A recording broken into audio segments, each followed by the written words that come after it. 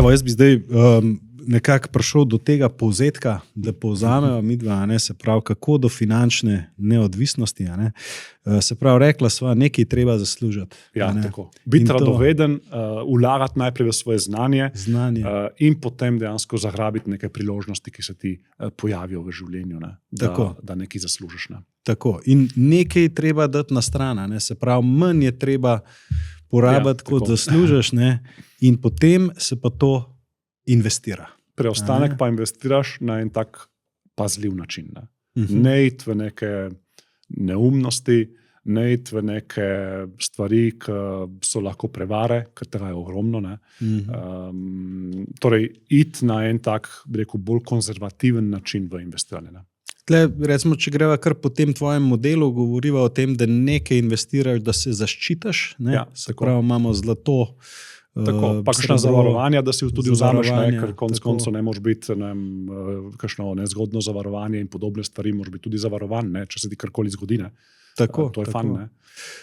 Potem imava, največji del je v bistvu ta zlata goska, tako dolgoročna investicija. Kjer govorimo v bistvu bolj o delniških trgih. Tako. Na starejša leta kombiniramo z obveznicami. Točno tako. Potem pa še akceleratorji oziroma pospeševalci, pa manjši del denarja gre pa lahko v neke napredne tehnologije, neke bolj rizične kriptonaložbe in tako naprej, ampak manjši del denarja. Tako, ja. In nikoli ni prepozen, da začnemo. Najboljši čas za začeti bi bil pred 20 leti, drugi najboljši čas je takoj. Tako. Kako do finančne neodvisnosti? Kako bi zdaj to v en odgovor zapakiral? Mislim, da jaz prihajam iz pokojninske družbe Torej, če sem malo pristranski, za pokojninsko varčevanje v Sloveniji, tudi individualno, pač obstaja davčna olajšava. Torej, bodite racionalni, izkoristite davčno olajšavo, poskrbite za svojo starost. Zdaj, pri nas ste lahko v delnicah, glih tako, kot v vzajemnem skladu ali pa kot v ETF-u. Razlika je samo to, kakšen nivo storitve vi dobite. Pri ETF-u ne dobite nobenega nivoja storitve. Ni nekoga, ki se bo z vami v slovenščini pogovarjal, ni nekoga, ki vam bo povedal, kje dobite podatke za FURS, payout, kapitalski dobiček. Skratka, super, pocen, ampak nobenega nasveta. Nasvet si morate ustvariti sami ali pa nekomu plačati, da vam ga bo sestavil. Pol pridete do, vzajemnih skladov, te so relativno dragi, rečemo, ETF-i so od 0,1 do 0,5% na leto upravljalske provizije in to je to. Oni samo kupijo tisto, kar je zakupiti v indeksu. Prej sem pojasnil, da lahko to pomeni tudi precej koncentracije vašega premoženja v določeno panogo, določeno skupino tveganih naložb, kot v zadnjem času, kar je malce argument za razmislek, bom tako rekel. Lahko greste preko vzajemnih skladov, tam imate zelo različne vzajemne sklade, lepe fotelje, kavice, lepe brošure, ampak boste tudi plačeval, se plača to na koncu.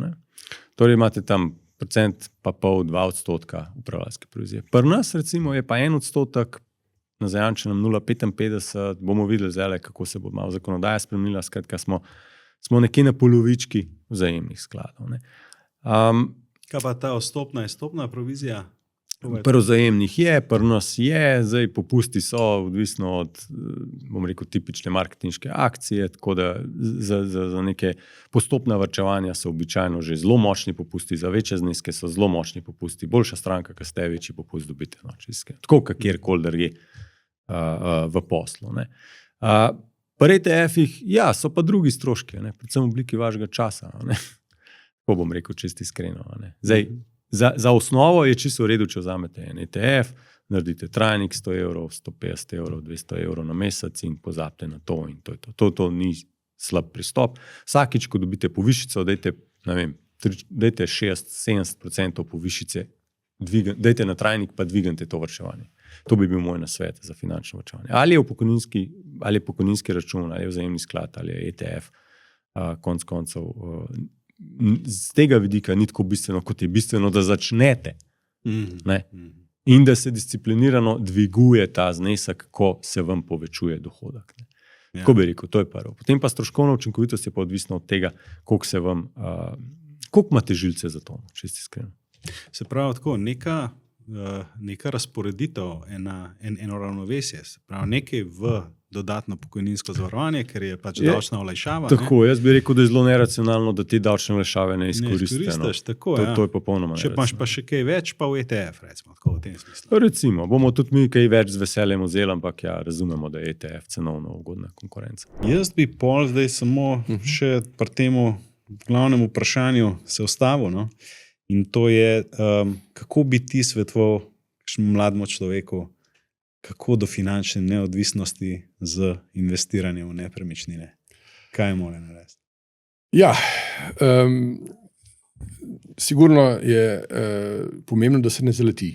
Se pravi, nekdo, ki ima določena sredstva. Ne? Sprav, najprej mora priti do nekih sredstev. Ne? Najprej mora nekaj zaslužiti in prešparati. Tako. Okay, iz nekega vira, je to zdaj skozi svoje delo, dediščino, kakorkoli, potrebuješ nek osnovni kapital. Sprav, brez kapitala investicije v nepremičnine danes skoraj da niso možne. Ne bo ti nihče dejal finančnih nekih podpor oziroma kreditov, če nimaš svojega kapitala. Se pravi, nekje 30% rabiš za vsak projekt, ki si ga greš, svojega denarja.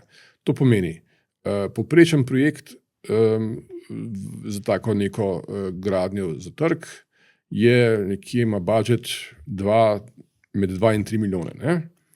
In 30% tega denarja moraš imeti sam. Ali pa z nekom skupaj. Ne? Se pravi, neka skupina ljudi, ki to nekako ima. Torej, da ima investitorje zraven. Tako, so investitorje, recimo, ja. Partnerje. Ne? Zdaj, tukaj so seveda težave. Ne? Lahko. Partnerstvo je super, če se ljudje med sabo prvič, če si zaupajo, da se poznajo, da vejo, kdo so en drugi, ne? Da imajo neko predstavo, kaj se bo dogajalo, ker dokler je vse lepo in cvetoče, je prijateljstvo veliko. Ne? Ko pa pride do težav, se pa pokaže potem, koliko so te odnosi dobri, koliko so ljudje med sabo res zaupajo, pomagajo, koliko so pripravljeni tudi reševati skupaj težave. Ne? Tako da to pomeni, da če hočeš ti jeti danes v to investicijo na ta način, kot si grem jaz, izpod 500,000 lastnih sredstev, skoraj nimaš kaj početi. Ne? Se pravi, cela skupina, ki investira v nek projekt, tukaj lahko nekje s tem kapitalom začne delovati in dobijo od banke potem tudi določeno pomoč. Banki je vedno tudi pomembno, da je zadju nek garant. Torej, ta kapital, 30% ni dovolj. Se pravi, ti moraš imeti za sabo neko delujočo podjetje, neke garante, osebna poroštva, karkoli, stvar pogajanj z banko, ampak to so izhodišča, da se lahko sploh pogovarjaš o kreditu. Ne? Tako da nekdo, ki ima samo 100,000 evrov denarja, ne more vstopati samostojno v take zgodbe, lahko se povezuje, kot sem rekel, v nekem partnerstvu, ali pa denar vlaga v neke stanovanjske sklade. V Sloveniji jih je nekaj, ki imajo tudi soliden donos. Tam seveda potem nisi ti gospodar tega denarja, ti skleneš pogodbo in dobivaš donose skladno s temi pravili igre, ki jih je nekdo določil. Ne? Kakšni so pa tle donosi, recimo? 8%, tudi do 10% kdaj, če pa kriza, pa tudi minus. Ne? Tako da tukaj nekje niso tako slabi, so čisto ok, ampak si absolutno ne moreš vplivati na potek dogodkov. Ne? Nimaš tudi te kakšne kreativne svobode. Ne? Niti ne veš točno, kam tvoj denar je šel. Šel je v 5 projektov in si samo pač finančni investitor. Podobno, kot če vložiš v neke vrednostne papirje ali pa delnice ali kripto. Ne veš. Tako da, če želiš iti v zgodbo investicij, kjer ti vodiš gradnjo nekih objektov za trg, rabiš dovolj kapitala osnovnega denarja, pa, kot rečeno, neko boniteto, s katero banko prepričaš, da te podpre pri samem projektu. Tako da ni tako enostavno. Tukaj so se pravila zaostrila. Na eni strani so jih banke, skupaj z državo, na drugi strani je ZVKSES, zakon, ki varuje kupce stanovanj, ki ga moraš upoštevati in ga kupci tudi zelo dobro poznajo in ga vedno tudi izpostavljajo. Seveda moraš tudi upoštevati, da se nepremičnine prodajajo preko certificiranih agentov nepremičninskih, spet nek strošek. Tako da na koncu ni enostavno, če nimaš dovolj osnovnega kapitala. Ne? Ja, očitno znanja. Prej si omenil, recimo, da mora biti zemlja, da je tam nekje 500 do 800 evrov na kvadratni meter, nekaj takega. A so še kakšni taki kazalci, ki bi jih mogel imeti nekdo, ki investira, ki bi se odločil po tej poti, da jih ima v mislih? Ja, predvsem namembnost gradnje. Ne? Tukaj, ko ti dobiš zemljo, moraš jasno moraš preveriti, kaj lahko tukaj sploh gradiš. Velikokrat se prodaja zemljišča, ki so na videz zanimiva, ko pa greš globje v papirje, ugotoviš, da morda sploh niso namenjena stanovanjski gradnji, pa niti ne poslovni, ne? Se pravi, so neka spremljevalna zemljišča, mogoče park je predviden tam. Ne? In prodajalci ti tega ponovadi ne povejo eksplicitno, ali pa ti povejo samo skozi dokumente, ki ti jih predložijo, je pa na tebi, da pogledaš, kaj je, kaj ni. Ne vem, to je recimo ena stvar. Druga stvar, imeli smo objekt tukaj v Ljubljani, ki je bil krasen, lokacija, super, vse, ampak ko smo šli preverjati dokumente, smo ugotovili, da ni dostopa z avtom, da sploh ni dostopa, kjer bi ti lahko pripeljal do objekta. Kljub temu, da tam cesta je bila v lasti drugega in je bilo nezmožno sploh priti z avtom do tega objekta, tudi med samo gradnjo, in to ti podraži enormno stroške. Zelo moš paziti tudi, kakšni so, ne vem, ali je objekt pod kulturno dediščino, ali si na območju, kjer se predvidevajo arheološka izkopavanja, in to ti vse lahko podraži precejšnji meri celo investicijo. Trenutno delamo nek projekt na Ljubljanskem barju, je treba predvideti pilotiranje, spet ekstra strošek. In vse te obrobne stroške, ki se na prvi pogled ne vidijo, moraš ti najti, moraš videti, da so tam, da bodo, in jih moraš ukalkulirati. Jaz bi zdaj prišel na to glavno vprašanje najne današnje epizode, je pa, kako do finančne neodvisnosti, pa recimo v okviru teh kriptovalut? Kako ti vidiš, recimo, nekomu povprečnemu človeku, kako bi si sestavil svoj portfelj, pa kaj bi vključil noter, recimo? Jaz tukaj predlagam zelo enostavno strategijo, ki se imenuje DCA, to pomeni Dollar Cost Averaging, kupovanje samo bitcoina, poudarjam, na dolgi rok, periodično, konstantno. Kakšna je ta perioda, pa kako konstanten si lahko tukaj, je stvar vsakega posameznika, ampak jaz bi rekel, da bi mogel vsak posameznik en del svojega prihodka oziroma temu, kar ti ostane, dati v bitcoin. Pa je zdaj to mesečna, ne vem, polmesečna, tedenska, dnevna raven. Mislim, da bo tudi naslednjih 15 let, tako kot je zadnjih 15 let, bo veljalo to, da če to delaš, bo to čez 15 let še vedno najboljša možna finančna odločitev, ki jo lahko narediš za svoje finance. In bo samo čas pokazal, imam prav ali ne, če bomo čez 15 let ta posnetek pogledali. In ne bi priporočil nič drugega. Tako, zelo, zelo enostavno. Imaš kakšen procent alokacije, recimo? Mislim, jaz bi rekel čim več. Aha, čim več. Ja, zdaj to je spet, vračam se k tej svoji nekonvencionalnosti, pa mogoče malo večji naklonjenosti k tveganju. Se moraš samo odločiti, kakšna je ta tvoja naklonjenost k tveganju. Če si pripravljen malo več tvegati, bi rekel malo več. Zdaj, kakšen je ta procent? Ne vem, mislim, če te postane 100 evrov, 1000 evrov, 10.000 evrov na mesec, je čisto odvisno, ampak toliko, kar lahko prebaviš. Ja, jaz bi tako zdaj kar šel na to na eno glavno vprašanje. A ne? Aha, okay. Nadja, kaj ti misliš, kako do finančne neodvisnosti? Kaj bi svetovala našim poslušalcem in gledalcem?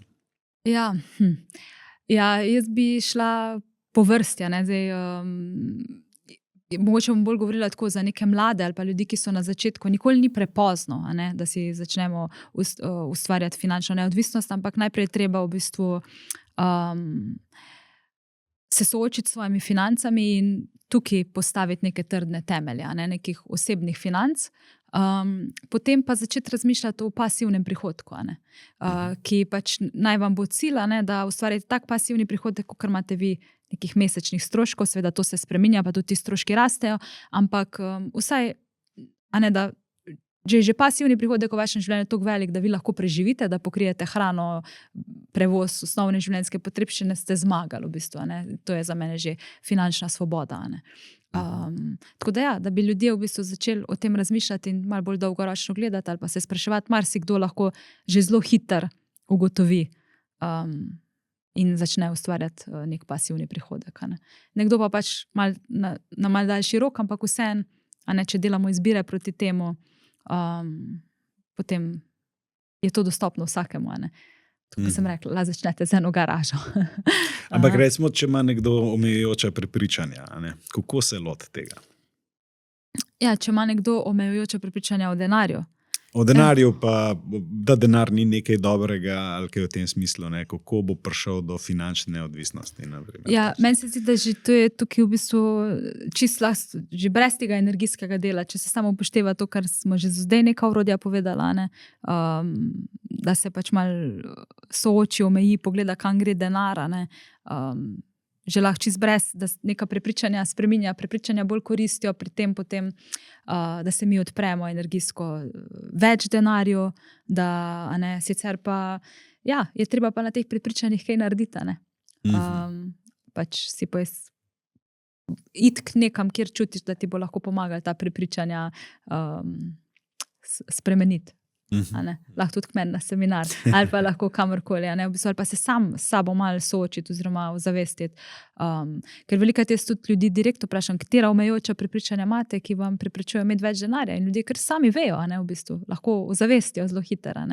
In potem mogoče malo moraš pogledati širšo sliko, da lažje spustiš, da vidiš, da nisi ti kriv, da ni to tvoje, da mogoče to nekaj, kar si v otroštvu videval, če sta se starša veliko kregala zaradi denarja, imaš avtomatsko ta negativni prizvok, ali pa, veste, že otrokom vidim, kdaj, ko mamice reče, joj, denar si se dotikal, da otroku usta bacili. Že tako je energijsko v bistvu tako neka negativna konotacija. Prvi stik je v bistvu, denar so bacili, nekaj slabega. In potem, če še prepiri ali pa, ja, si pač naberemo ta prepričanja. Velikrat imamo podobne finančne resničnosti kot naši starši, zato ker to najbolj vpliva. Tako da jaz večkrat rečem staršem, da lahko vzgojijo milijonarje, če sem svoj odnos do denarja spremenijo, pa so veseli denarja, otrokom kaj povejo, tako reče, ful se fajn počutim, sem nekaj zaslužila ali pa. Že sam drug odnos in otroci bojo dobili tako občutek, lahko se imam fajn, pa lahko sem dobro plačana za to, V tem smislu, lahko uživam pri tem, kar delam in pač lahko prejmem lepo plačilo. Bojo prejeli to prepričanje potem, kakor pa moram trpeti in potem sem lahko plačan za to.